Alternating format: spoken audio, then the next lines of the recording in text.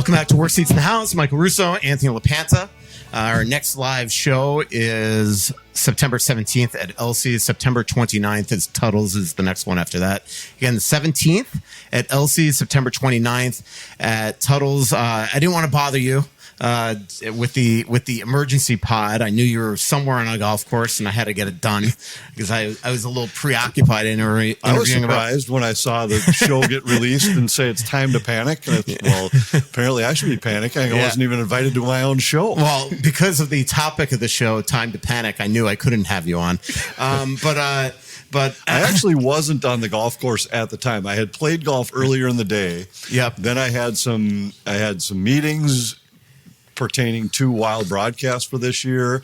Then I was giving blood. I had a very busy day that day. You know what was crazy too about the shock of I got a text from you in the afternoon that made a joke like Billy's got to be really happy right now, and I was just blown away that you knew that this story existed, because that was the other issue, is that I was gonna have to like, all right, we're going to do this emergency pod, but first I have to explain to you what happened.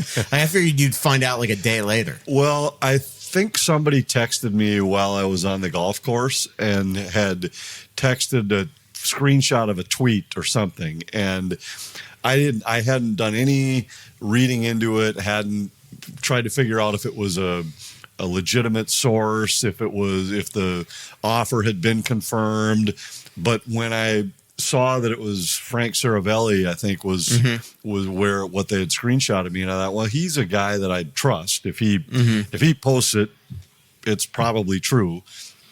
And I think that's when I texted you, was that I knew that this would mean our general manager is not going to be real happy if an offer that would have made Kirill Kaprizov the highest paid player both per year and in total dollars in a contract wasn't enough. Yeah. Ever, right. Not even right now today. Ever. Yep.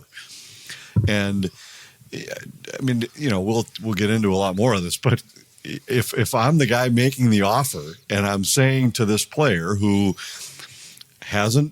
still hasn't achieved what so many other players in the league have in the playoffs, hasn't won a Hart Trophy, hasn't won a scoring title. He's not a center. Right. Last year played 40 games due to injury, and yet an offer to say, here's a chance for you to be the highest paid player in the history of our sport. I don't know what else you could bring to the table as the general manager. Yeah, I don't either.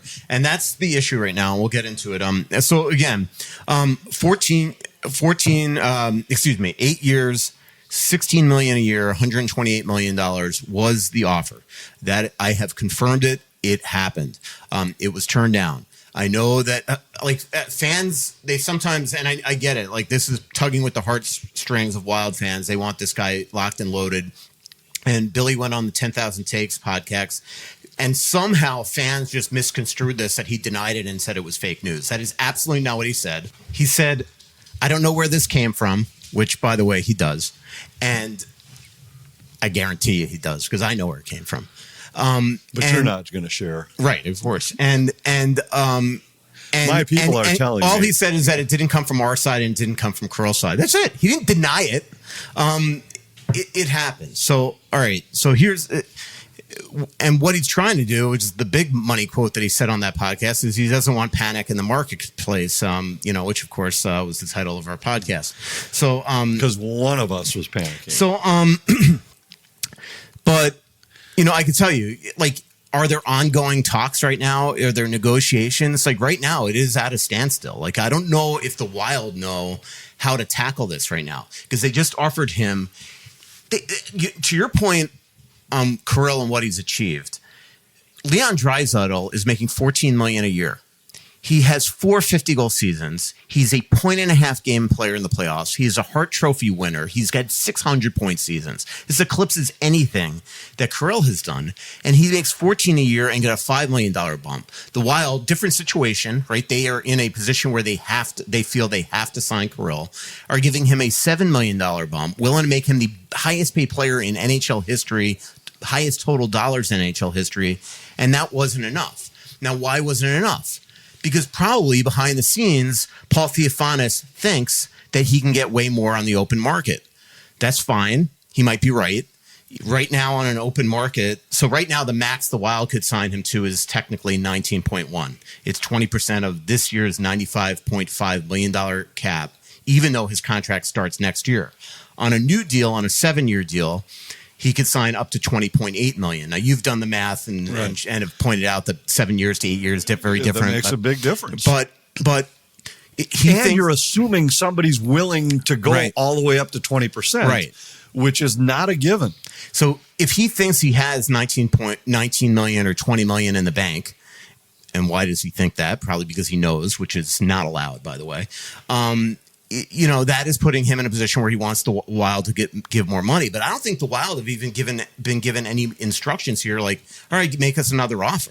Like right now, it's just been turned down. So do the Wild now just keep on negotiating against themselves? Here's 16 and a half. Here's 17. Here's 17 and a half. 18 for a winger. Right. Not even a center. Well, we've talked about a lot of these things hypothetically over the years, and a couple thoughts. One is in the Marco Rossi situation, you threw out comparables a few times, and I always said that comparables are valuable to a point, but we don't have to go back down the road of who you were comparing him to. But this one, to me, is a relatively fair comparison to say, here's Leon Draisaitl because he just signed his deal a year ago, and here's a player that now Draisaitl does play center, not all the time, but he plays center quite a bit.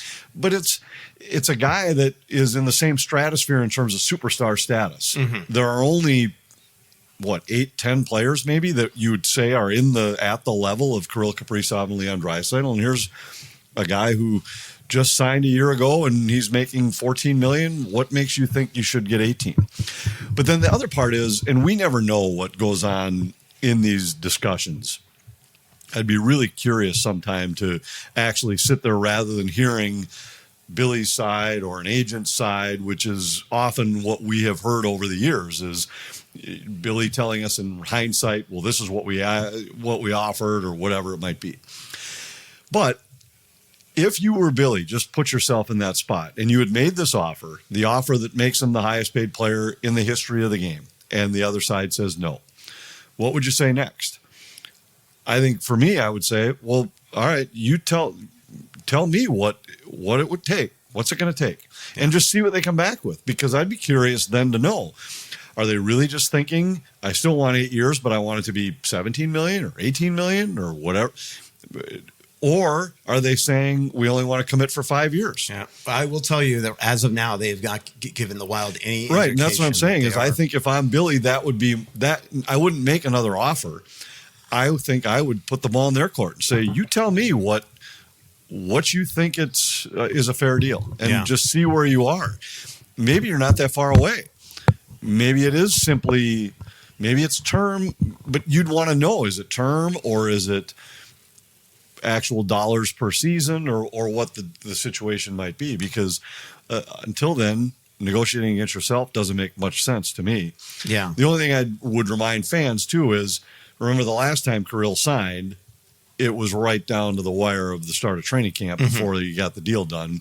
It wouldn't shock me if all of a sudden the same thing happened here, and maybe the deal ends up. One huge difference, though. Kirill was in Miami, not here. Yeah. And Billy had to fly there, and it was the first time all summer that he met with Paul and Kirill face to face, where this one was the other day, Paul and Kirill. No doubt.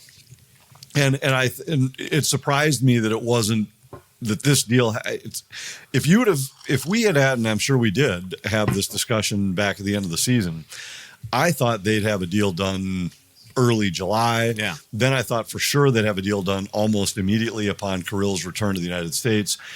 So it surprised me that it wasn't done quickly. And as soon as it wasn't, then you do start to wonder, like, okay, well, why isn't it? There has to be, and turns out that it was that they weren't ready to accept that deal. But I just think if I was the guy, and we're just guessing because neither of us have ever been in that spot, but I think I would say, look, you tell me then. If this wasn't good enough, what is good enough? And just see where, at least get an idea of where you are. Yeah, because is it even worth going up and up and up Like maybe he just was, you know what, I'm looking to play somewhere else, you know, like it could be as simple as that. So we'll see where this goes. I mean, I think both sides are going to take a little bit of a breath here. I don't believe there was any conversations today.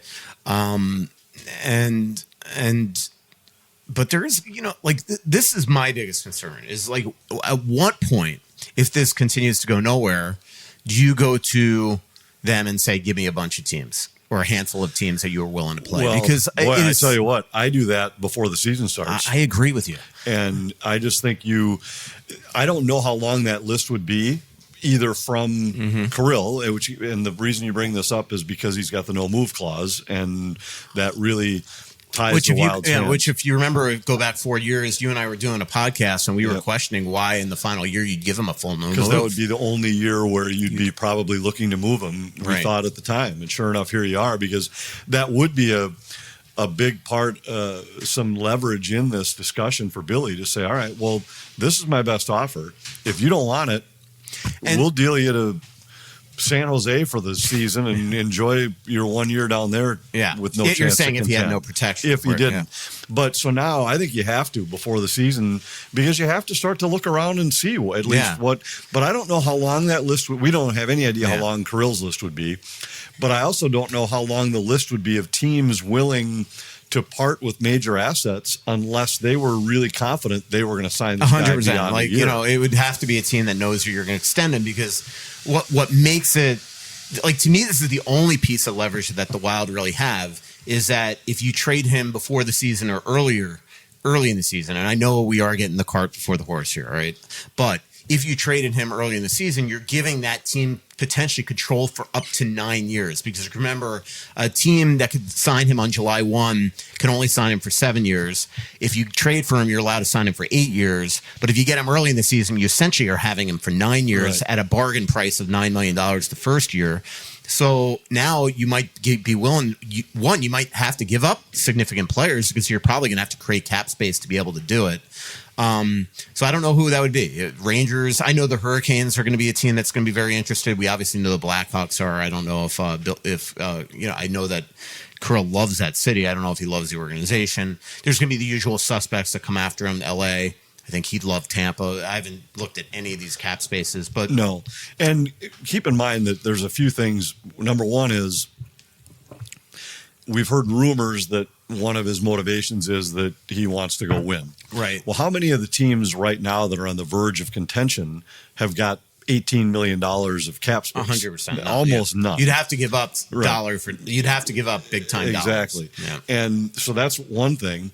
But then, you know, the second thing is that that's got to be a team that's willing to part with things. The only thing I'd say is that, and remember, other teams that have significant high paid players probably have players that are have no trade protection themselves. Right. So it's not easy. Yeah, all that's true. And the only thing that's unfortunate in all of this that probably mildly hurts the Wild is that the new CBA that they announced doesn't take effect till September 1. For the rules that they need to change. Right. If the rule had changed to 6 years, now it's a big deal, because you'd say if you go sign with somebody else, now you're giving Doesn't it away feel 2 like years. every time there is a CBA, the major thing the Wild needs to happen, they get screwed on? Like here, you know, we talk about the cap recapture that really caused the buyouts.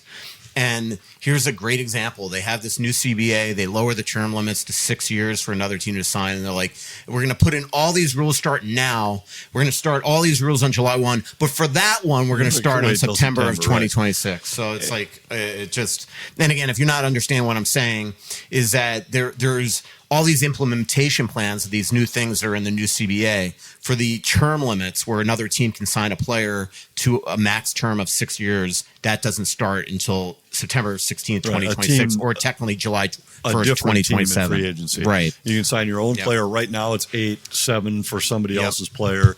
The new CBA is going to be 7 and 6, but it doesn't take effect. So it would give Kirill basically 2 months to negotiate a 7-year deal that in 2 months and 1 day would be a 6-year max. Right.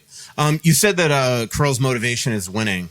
I'm wondering. Yeah. Let's just say that it is, because, and I think it is.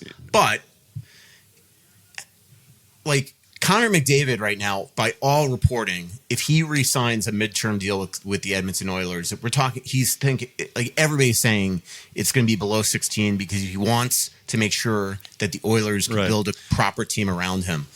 It feels like Kirill, or at least his agent, is trying to squeeze every single penny out of the Wild that they absolutely can, which could also, on an 8-year deal, at 29 years old when this kicks in, really put the Wild in dire strait once again in the latter years, like they with Parise and Suter.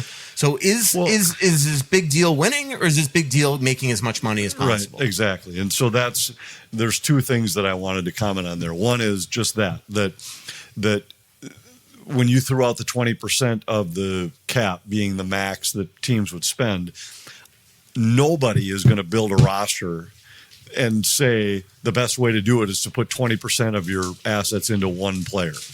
And so for whether it be McDavid or any of these players, if your true motivation is to win, can you really then sit there and say, but I'd like to win. I want to win. It's your job to put a team around me, but I want to milk you for every penny that I can possibly get. And then it's on you to figure out a way to make the rest of it fit. I think that's a legitimate question to ask. And it might be a question that, could affect things. But the second part is that, you made reference to the agent negotiating this. And that always bothers me a little bit because the agent is the one doing negotiating, but he works for the player. The player has the right to turn to the agent and say, this is good enough, make the deal. Mm-hmm. I don't want to hamstring the franchise, make the deal. And Kirill has apparently, to this point, hasn't done that. And then the last thing is that your point about what it's going to be like at the end of the contract. I don't think there's anybody that believes that in, let's say, years 6, 7, 8 of this 8-year deal, that Kirill Kaprizov is going to be a $16 million player. He probably isn't. He's at that point, 5, 6 years, he's going to be in his mid-30s. Mm-hmm. And I think right now you're looking at a player that, yes, for the next couple of seasons, he's probably worth at least what the Wild are paying him in this deal. But by the end, what is it realistic to think that for 8 years a guy is still going to be producing at a $16 million level? I think it's unlikely. Yeah. And yet the Wild are willing to do it because that's the way these things work. Is you might get a little more bang for your buck in the first few years, but at the tail end, that you're giving more money than a player at that point would command. Yeah. By the way, I don't believe any Stanley Cup champion team ever has had a player make more than $10 million on their team. So, well, I know that was true going into this year. And it would have been the same because Barkov and I remember them talking about it during this year's final. Although, yes, it was more than 10 because Bobrovsky made exactly 10. Okay, that's what I remember. When they were talking about it, and it was. So they said he was, I think, the highest paid player ever on a Stanley Cup champion team. Now, obviously, that's going to have to change as the cap keeps on going up and up and up. But $16 million, highest paid, highest ever for a, offer, and it so far has been turned down. So we'll see where this goes. But it's, it's created a little bit of angst. How much longer do you think it could go before it would start to affect Kirill's relationship with teammates? I don't know. See, I don't want to speculate that because it's such a business. I don't want to. To me, that's a dangerous way to go. But I do think it's a thing. It was really awkward yesterday, the way that I understand it. This story broke when they were coming off the ice from captain's practice. So these guys all saw this in the locker room. So I don't know. I mean, everybody, I think most players always look at business. Like Matt Boldy said to me the other day, it's none of my business. I'd love him to sign, but that's not my decision. This is before all this broke, by the way. But, I think players always look at other people like that's their business. It's one career. It's your job to maximize it. But I cannot imagine that deep down there's a lot of players in that room that are like, are you kidding? I got to believe there's a few that say that. They might not say it publicly, and of course not, and might not. But when they leave the rink or are away, they have to. And I don't think Kirill's a loved player inside that room and a loved person. So I don't think it's happening now. Believe me, if they had to deal him because they couldn't sign him, right, that would immediately surface as that these guys he would no longer be one of their favorite people. That's for sure. If he's going to play with somebody else because the Wild were forced to trade him. Now, again, we'll see what happens here. The one thing that Billy said that is 100% accurate is that it is a negotiation. Contracts are turned down all the time. The difference here is it got out. The problem is it got out for a reason. Somebody on one of the sides has loose lips, and it got out, and it's put Kirill in a very bad spot, in my opinion, publicly. It's made the Wild look embarrassed, I don't know if it's made the Wild look embarrassed. To me, this is mostly on Kirill. Like I think it's really put Kirill in a bad light. Publicly. I guess at the end of the day, if he never signs, I get my point that it kind of is embarrassing. That here's a guy that turned down the richest deal ever because he didn't want to stay in Minnesota. Who knows why? But it doesn't make Kirill look good. And whoever put this out there and got it out there, they probably got to look in the mirror and realize that they're the ones that created this. So we'll take a break. Back here on Worst Seats in the House.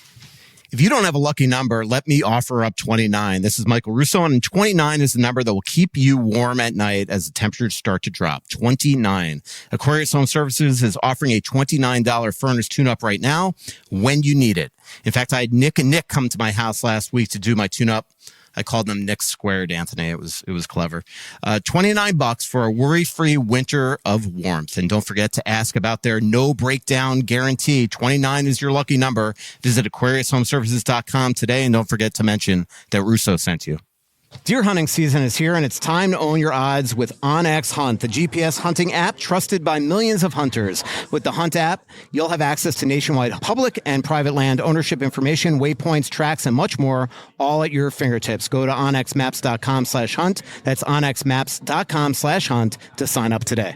Royal Credit Union is your trusted advisor for all your business banking needs. Whether you're starting or growing a business, Royal offers a full suite of business account and lending solutions to meet the needs of your business now and into the future. Royal has business checking and savings accounts, business certificates and money markets, treasury management services, and business loans. Choose Royal Credit Union as your business's financial partner and get started today at rcu.org/royalbusiness. Insured by NCUA. Loans subject to credit approval. Equal credit opportunity. Hey, this is Randy Shaver. Along with Kevin Gorg, we host the show Fantasy Huddle on Talk North. Each week, we're going to break down the matchups for the NFL season and try to give you the best chance to win your fantasy football games each and every week. Join us for Fantasy Huddle on Talk North. Back here, Worst Seats in the House, Michael Russo, Anthony LaPanta. September 17th is our next live show. That is at Elsie, September 19th. And by the way, September 17th is the day that players report for training camp. The 18th is the first day on the ice.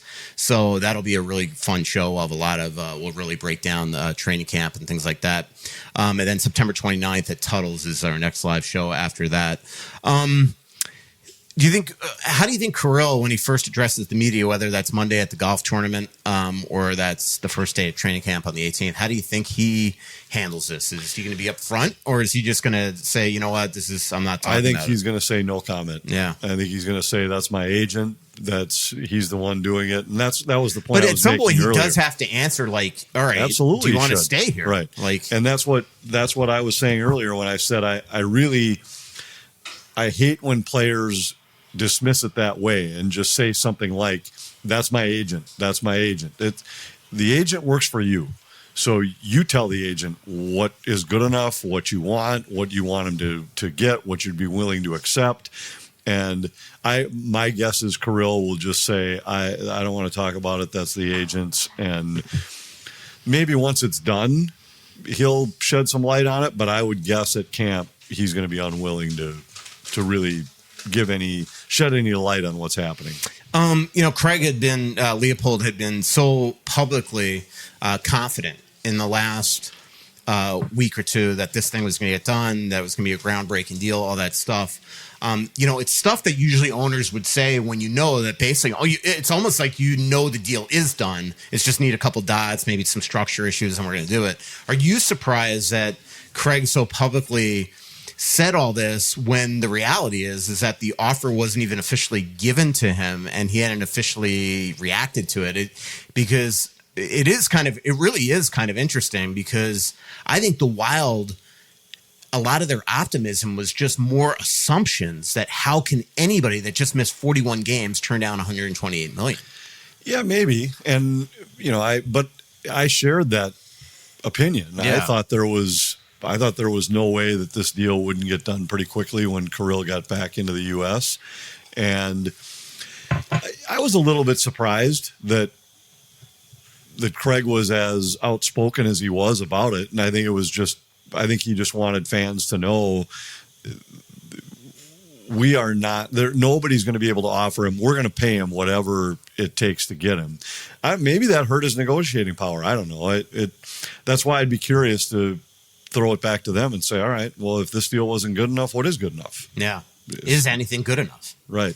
I mean, because as we wrote today, I mean, maybe there's just no amount of money that's going to keep him here. Maybe he just has, I'm interested in playing New York. I'm interested in playing here. And I think with all those things, it's a real thing to, like, public comments affect negotiating power. They affect leverage. They do.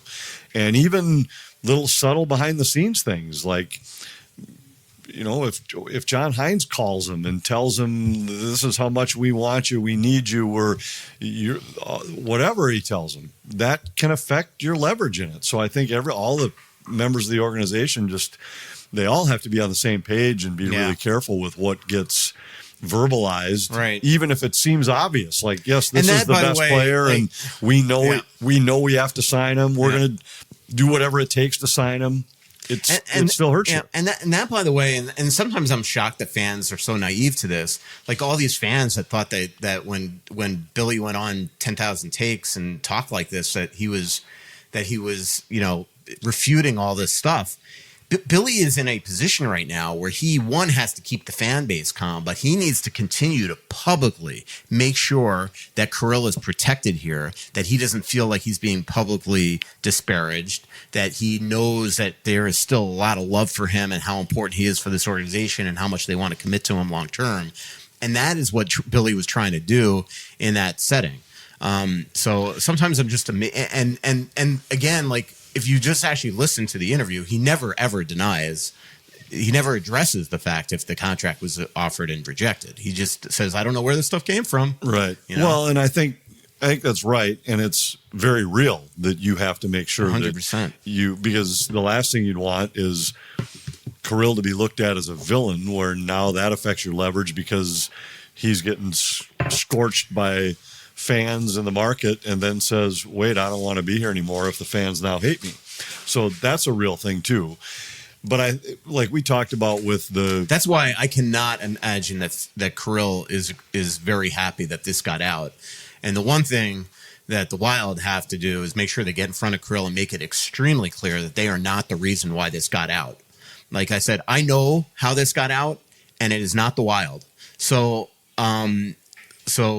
they've got to get in front of Kirill and make sure that he is well aware that they were not trying to make him look bad. Well, and as we've talked, sometimes when it's the star power that's involved here, it becomes a bigger story. But negotiations with players are always interesting to me, and we talked about this a lot during Marco Rossi's time this summer. Every time you're in the room and you're negotiating, it's all about, well, you're not as good as this player. You haven't done this. You haven't done this. You haven't done this. And then the moment you sign, it's he's our guy. He's our guy. He's the best. He's going to do. We love him. Everybody. We think he's going to blow everybody's doors off. And that's the case here, just like any other. That we offered Kirill the most money of any player in the league, and what's not enough? Why isn't it enough? Kirill he still hasn't done what Draisaitl's done. Whatever. But the moment he signs, he's the greatest. He's the face of the franchise, best player we've ever had. That becomes the rhetoric. So it's always an interesting situation. And I'm not saying the Wild right now are sitting face to face with Kirill saying, here's why you're not worth any more than this. That I don't believe that for 1 minute. But that is the norm in a lot of these other negotiations. But it is a pickle now because now the Wild really have to look at this and like, do we really go back to him and offer him now 17 and a half, 18? One, the fact like this is also why it does not benefit the Wild that this is out here, because now if they do all of a sudden sign him for 17 and a half, 18, everybody in the league, players, management, fans, media are all going to know that they essentially bent down for him. And so, that's part of it. But what's, again, really interesting is that, and I mentioned this a couple minutes ago, is that contracts are turned down all the time. It just never gets out in the public eye. So if all of a sudden he did sign right on the eve of camp, as you just talked about, we would have never even known this happened. And it would have just been part of the negotiation. So the one thing I will say is, like, I do agree that, when Billy says it's ongoing talks and this is just part of a negotiation, he's not wrong. It was a rejected contract that happens all the time, and we'll see where they can go. How many contract offers do you think Billy rejected in his career? Oh my God! I mean, had a bunch of disputes. I know. So I wonder what that number would be. Yeah. I'd be curious to ask him sometime. Yeah, it does seem like, and this is a question from a fan. Why does 97 seem to have a contract dispute every single time? Is it him or his agent? I mean, this is 3 times now. All 3 of his contracts were this difficult. His first time, he went through 3 agents to get to Theophanis. And then obviously the last one where he, after 55 games, got the highest paid contract in NHL history at $9 million times 45. And remember, they wanted to go 8 years then, and the Wild were nervous because they were already setting a precedent. Now they wish they did go 8 because they'd probably be at $11 million or something. I think they tried to get him to go 8. Yeah, but not at the number that Theophanis wanted. I think they were, at that time, it was going to be a groundbreaking type of contract, and the Wild didn't want to go there. In hindsight, the problem also, we're talking pandemic, right? That was all right. During that. Yeah, so, that's true. Very difficult. Somebody asks, is it true that Elliot Friedman reported that a team is willing to pay 7 times 20? Isn't that tampering? I'm mad. I don't know that to be true, but as I said early in the podcast, I do assume that is why this has been turned down. I think that you don't turn down $128 million, 16 a year, if you don't think that on the open market next year that somebody's going to pay 17, 18, 19. But again, it's one less year. Right. So the Wild's deal right now is 18.2, right, on a 7-year deal in the math, right? So it's how over much? 18. Yeah. So how much more are you going to get? Somebody would have to give you 19 a year. Yeah. Over 7 to match the total number of dollars you're going to get in this one. And it's got to be a team that he wants to go to. Look, a lot of teams are capped out. The Vegas Golden Knights, a team that goes after all these type of players, they're trying to re-sign Eichel, who, by the way, is an unbelievable player. And we're talking the rumor out there is $13 million. Eichel told me the other day he wants to stay. Adrian Kempe is in a contract battle right now with the LA Kings. Obviously, Kyle Connor in Winnipeg, who, by the way, Kyle Connor, I hear, wants to stay in Winnipeg. So there's Alex Tuck out there. So there are players that could potentially be available if you have to move on from Kirill. But this is. Yeah, I think they're a long way from that. You're right. But I do just think this is all part of the process, and it's why I don't think it's time yet to panic. Yeah. There could be a time where it's worth panicking, but I don't think we're there yet. All right, so the title of this show will be Not Yet Time to Panic. Right. That 100%. Just say don't panic, at least not yet. Okay. Don't panic. That's a lot of words, though. We got to get the editor in you to figure this out. Tom Curver's Prospect Showcase coming up starting Friday at Trier Rink. The St. Louis Blues and Chicago Blackhawks are in town. The guys have been on the ice. The Wild play at 7 p.m. on Friday, at 3 p.m. on Sunday. It's going to be streamed on wild.com. I assume you're not doing the broadcast and you got a golf outing or something? I'm not doing the broadcast. I'm going to go down to watch tomorrow night. Nice. And I'm excited. Do you have a secret place that we could park? Because here's my worry. And this is, again, I feel like this is a podcast where I'm making fun of the fans. But in that ramp, fans don't seem to know how They to get have no out. idea. They don't, like, it's just such an issue. And if you get behind one car that doesn't know how to get through the gate, you could be there for hours. I've been stuck there several times and watched as they tried to figure out how to exit. So do we have another place that we can park? Well, we could park down the street and just walk over there. It'd That's probably true. be faster. Yeah. And, all right, we'll do that. That's probably what I'll do. But I'm excited to go down there to watch. I'm going to go down for their morning skate tomorrow and then come back for the game. But I think there's some players of intrigue, probably more so than really. You almost have to go all the way back to like that last wave of guys. I remember one year where their prospect camp had like Brodeen and Granlund and all these guys at the same time, where it was, you knew these guys, Jason Zucker, I think, was there. These guys are going to be the future of the franchise. And we've seen Boldy and Rossi in these. Right. And now I think it has some of that intrigue with watching Yurov in these kind of spots. I think is going to be really interesting. Watching Buyam. These are two players that I think are pivotal to the Wild's success this year.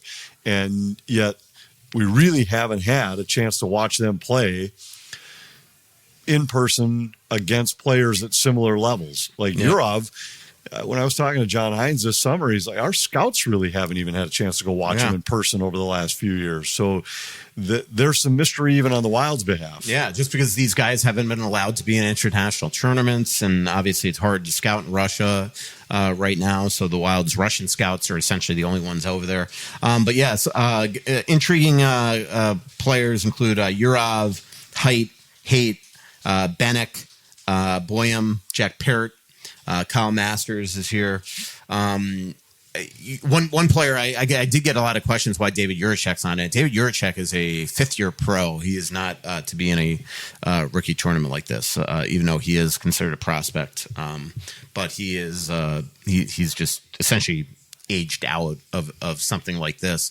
So it'll be good. It'll be our first opportunity to really get to know Greg Cronin as well. I've interviewed him before in scrums and I've talked to him on the phone this summer, but it'll be cool to get to see him on the ice. So hopefully Wild fans can get into that, or if not, you can stream it on wild.com. We'll take a quick break. And I want to tell you about Twill in the Edina Galleria. Scott Dayton's Twill in the Edina Galleria. TwillMN.com is the website. I'm wearing my Johnny O hat. I'm wearing one of my many Peter Millar shirts. Johnny O and Peter Millar are two of my favorite brands out of Twill in the Edina Galleria. When I've been going to Wolves games lately, I've been wearing my Dingman shoes. I've been wearing my Brax pants, my either Peter Millar or Johnny O shirts, pullovers.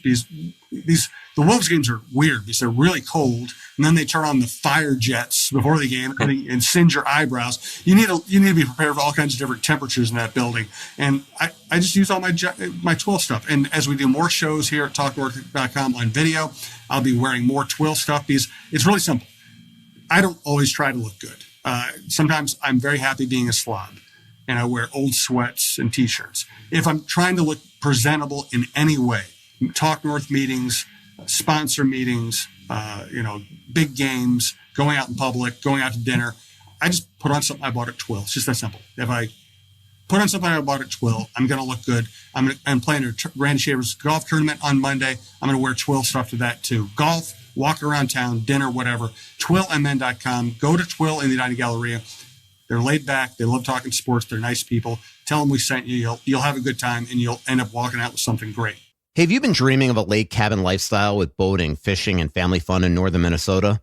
Well, lately I've thought a lot about how cool it would be to have a getaway like so many Minnesotans. And if you're like me, you probably think that owning your own lakeside getaway is beyond your budget. Well, if you think lake cabin real estate prices keep going up, well, think again. This is Russo, and I'm here to tell you there is an affordable way to enjoy a cabin lifestyle and all that goes with it. And yes, I said affordable. I founded a Clamshell Beach Resort, which is located on the Whitefish chain of 14 lakes for you and your family to enjoy. Here's how. Clamshell has lake homes that offer deeded fractional ownership, and the keywords there are deeded and fractional. You own it. Imagine having 5 weeks a year to enjoy Clamshell with its beaches, pool, and lodge that's full of kids' activities. Is golf your game? There's a great golf course right across the road. Like winter sports? Well, you can go ice fishing, cross-country skiing, or snowmobiling right out the door at Clamshell. And there's no maintenance, no grass mowing, no snow removal. It's done all for you. And you can own a share of Clamshell Beach Resort at an affordable price. To learn more about ownership opportunities at Clamshell Beach Resort, go to cottagesonwhitefish.com or contact Pat Egan at 612-220-9819. That's cottagesonwhitefish.com or Pat Egan at 612-220-9819. Back here, Word Seats in the House. Michael Russo, Anthony LaPanta, final segment of the show. Anthony, before we get to some more Twitter questions or X questions, do you have anything you want to chat? Does Vinny? I'm hesitant to even bring Vinny up after the last show. No, and in fairness to Vinny, there's a chance I forgot to reach out to him because we were recording tonight. I did get a interesting picture sent to me a couple weeks ago. I was down in Atlanta. And it came from a Kevin Fallness. And it turns out that he was playing behind you at Loggers. Was it not Loggers? We were playing at the Royal, yes. And every hole he found a club of yours that you just forgot. Well, that's false, but typical of a exaggeration thing. Okay. There was one hole where one club was left behind, and I realized it halfway down the next hole. And you sent your Ariana back to pick it up because she wasn't playing. Right, okay. She was just walking. So in order to keep our group moving, I said, can you run back by the previous green and two clubs, as Ariana just corrected. It might have been two clubs. Could have been my two wedges, but they were sitting in the same place. It was one hole. It wasn't even one hole later. Now, later, we found out that it was Zach, I believe, that left like a rangefinder somewhere on the course, but Fallness didn't find it, and it wasn't me. It was one of the guys I was playing with, but Fallness heard him looking for a rangefinder and then just started making stuff up about how many things were lost and... Landon lost his towel. Well, apparently. Yeah, apparently there was more going on than I was aware of. But for me, all it was I left two clubs one time, and yes, Kevin was nice enough to pick them up and deliver them halfway down that hole to my daughter, and everything was good. Mitch says, Anthony, Mike has always told the audience how much he wanted to be a broadcaster growing up. What are the chances he can be a guest color guy for a preseason game? Zero chance. Why? Well, one of my meetings this week was with our new leadership guys from FanDuel who are going to be overseeing our broadcast. Mm-hmm. And it was funny, of all the people that we threw out about who could be pregame analysts, who could be game analysts, Michael Russo did not come up. And I mean, I suppose it's possible if like 20 or 23 people or so got sick at the same time. I used to be on there. Yeah, that wasn't really in an analyst role, though. No, yeah, that's true. It was pre and post, and then I kind of lost my job. That's true. With an ill-advised tweet ripping on the app. Yeah, I got a text that said that was my last time on the app. Yeah, and the app probably not a good job security decision. Well, the app wasn't exactly the most rock solid app at the time, but there are times where you just say, I don't know, I'm not in charge of the app. Yep. And leave it at that. Logan says, can you confirm that the Wild have asked Kirill for a list of teams he wanted to be traded to? No, that is absolutely false. That is definitely premature. I'm not saying it's not going to eventually happen, but it certainly hasn't happened yet. Yeah, and when we talked about it earlier, when we threw out that you absolutely have to do that, I think it's just because you owe it to your organization that if you get to the start of the season and Kirill, and you've not been able to come to terms on an extension with Kirill, you owe it to your franchise to at least see what might be out there, because you're at risk of losing the player for nothing at the end of the season. So it isn't a call the Wild would like to make. It's a call they're hoping they avoid. But and Billy's well aware, I think he knows that, hey, if we haven't made a deal yet when the season starts, not that you can't still make a deal once the season starts, but at some point you have to at least start to say, all right, if we lose Kirill, how do we replace him? We replace him in a trade with pieces from somebody else. Yeah, Marion Gaborik, and you're never winning that trade, by the way. No. Nobody's going to be the equivalent of Kirill Kaprizov, but Marion Gaborik in 2008 is my biggest fear. Is that is a deja vu of this? Is that in 2008 it was around August the Wild made their final offer. I've always reported it was 10 years, $80 million. That I will say that's come from internal sources, team sources at the time. So I've never confirmed this with Marion or Ron Salzer, his old agent. But that's what I was told. He turned it down 5 games into the season. We're down in South Florida. He's playing soccer hacky sack, sewer ball as they call it, and he hurts his groin, is hurt. And then he eventually undergoes hip surgery in Vail with Dr. Philippon in December. Remember, that was a huge point of contention. Yeah. That was a voluntary surgery that Marion wanted to have. Doug Riseborough was very displeased about it. It made him untradeable. Then he came back, lit it up. After the trade deadline, Doug got fired. He suddenly came to the Chuck Fletcher and wanted the same deal back. Chuck said no. They lost him for nothing in free agency, and they signed Marty Havlat to replace him. Which wasn't quite the same. No. So, and, that is one of the things that I know we've talked about it on earlier shows. We haven't really mentioned it today, that when you talk about the difference between what Kirill can get from another team, there is also that risk of what if he gets injured this year? Yeah. And now all of a sudden, for sure, no other teams are going to match that number anymore if he's injured again. Mm-hmm. And would the Wild even put the same deal back on the table? Yeah. Lucas asks, if you were the Wild, what's the salary tipping point? Feels like 8 times 18 would be the max. 18 is, by the way, Lunani called me today and says, Anthony owes me $50. Do you remember this? Apparently there was we had the dinner in Seattle, and he says that he said that he would get more than 16, and he says you said no way. And there was a $50 bet it made at this table. This was all, I didn't remember this either. Yeah, I don't remember the conversation. Who was at the dinner? It was Ryan Carter, right?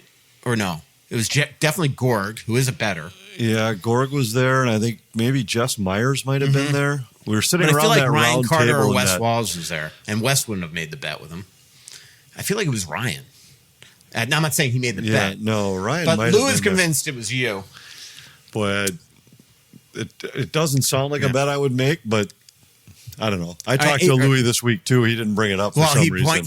He called me up to tell me I talked to Anthony this week, and he didn't bring up that he owes me $50. Yeah. I'm like, first of all, there's no Anthony doesn't remember what he did yesterday. There's no doubt he's gonna some of our fantasy winnings. I got to wait. I'm trying to remember that night. I don't even remember.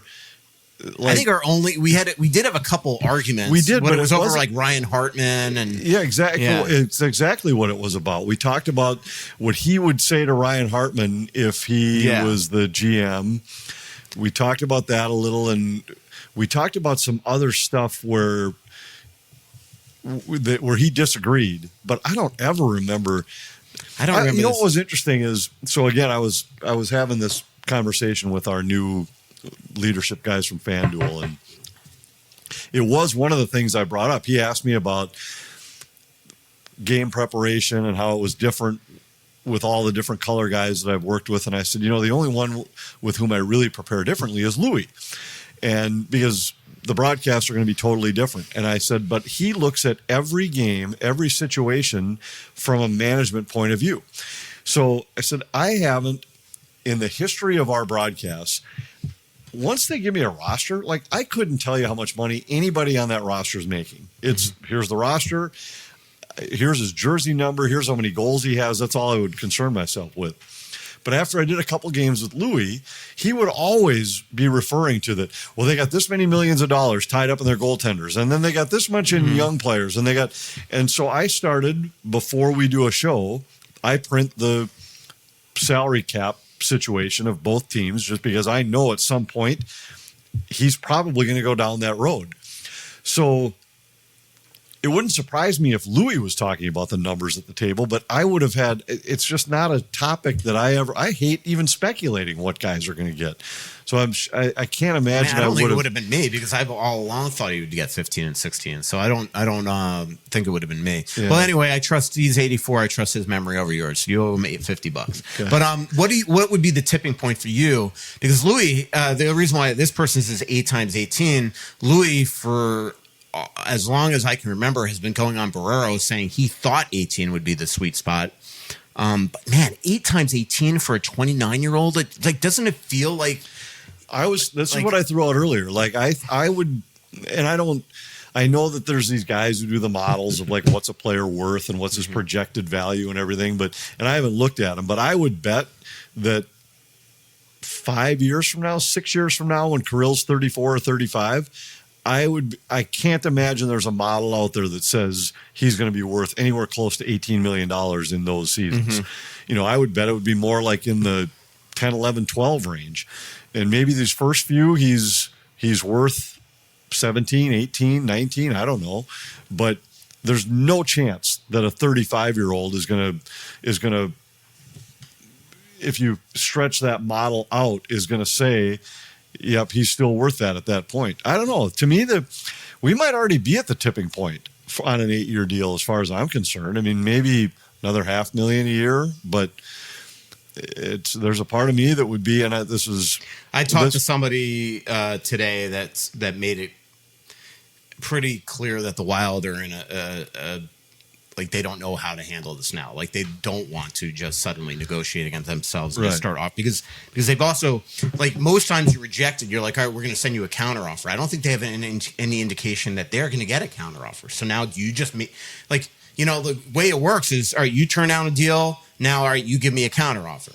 But if they're not giving a counteroffer, what, you're just supposed to keep on upping your price? That's why this whole thing is bizarre to me. Like, is it them just saying we don't want to be here? Right. And that's why I said from the beginning, and maybe Billy has and just hasn't gotten it, but I'd be going to them saying, all right, if this isn't good enough, what is? Yeah. Tell me what it is that's missing from this deal, and then let's see if you're even close. But and this is why you can't be quite as stubborn as you would like to be. Because I would love to be able to look Kirill, sit across the table from him and say, I made you an offer to be the highest paid player ever in the game.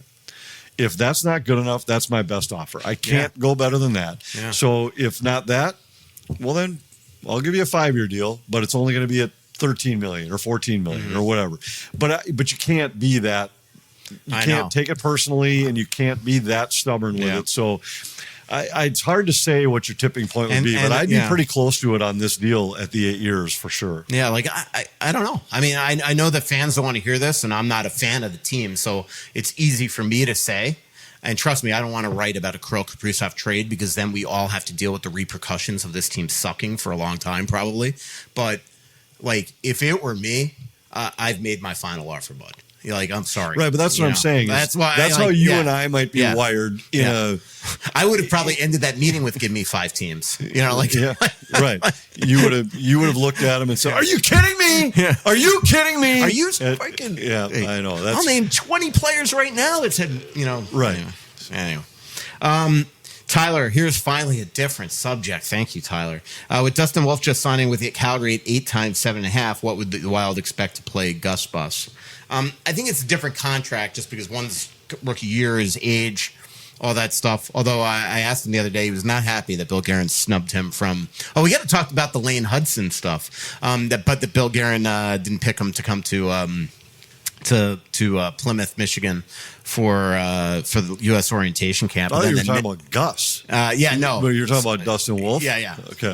7.5, like the Wild are not paying 7.5. 6, maybe. Maybe, and it depends on the term, but 8 years for a goaltender is a long contract. Yeah. There aren't very many that maintain that level for 8 years. And I just sat down with Dustin was the first player that we interviewed in Vegas the other day, and he is undersized. Like, and you see what just happened. Yeah, and you see what just what's happened to Saros the last couple of years. It's hard in this game to play that.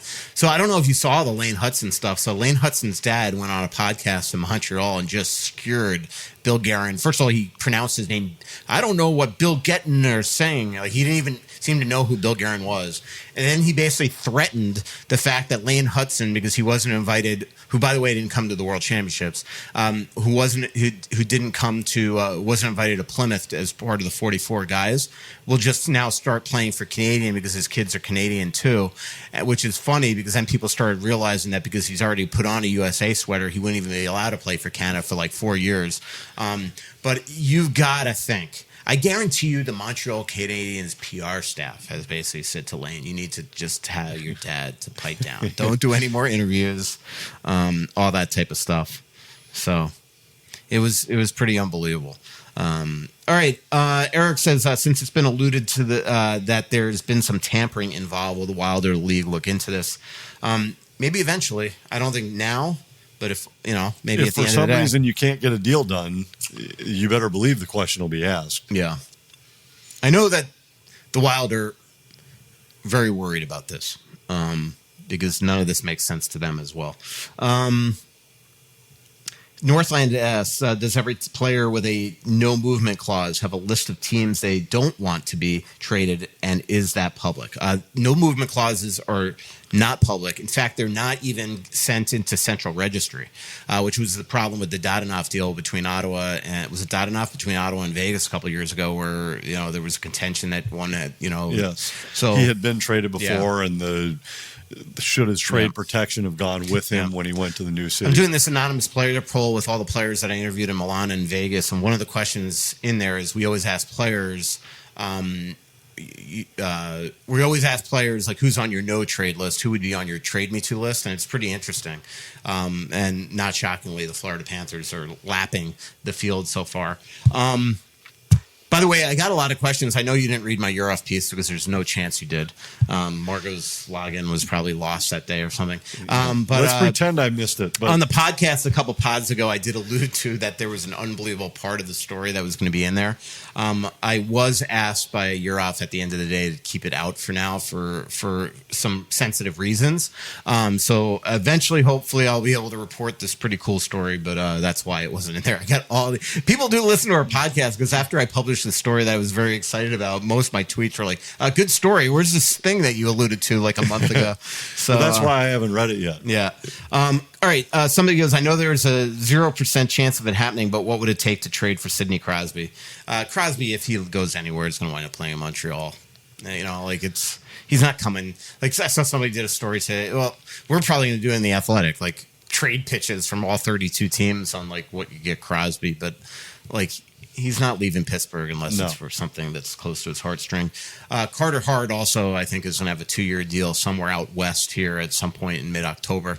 If I had to guess, I don't want to guess, but I think there's one team in the Central looking at him. I think there's one team in the Pacific looking at him. That's my guess. Kind of both middle of the country. Border states. Middle-ish of the country? Not middle-ish. Definitely west. Border states. One in the central. Border of what? Just they border each other. Oh. So bordering states. Yep, bordering states. Okay. Because border states could be... Yeah. I'm trying to give you a hint. One, your second like oldest Utah child and lives Colorado? in Utah and something else. Utah and California. Or something else. Nevada? That's just my guess. Oh.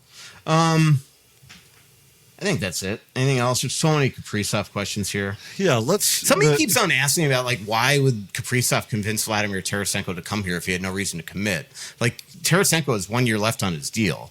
He was just, it was a trade. Like Kaprizov, and he wanted out of Detroit, so he wanted to just be in the best position. So he just called Kaprizov to do some due diligence before he waived to come here.